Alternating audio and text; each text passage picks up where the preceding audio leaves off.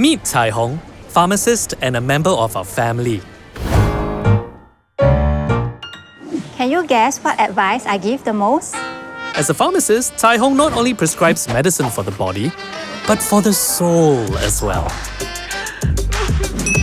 Doubling up as a store manager, Cai Hong goes back and forth between stocking up and advising on prescriptions.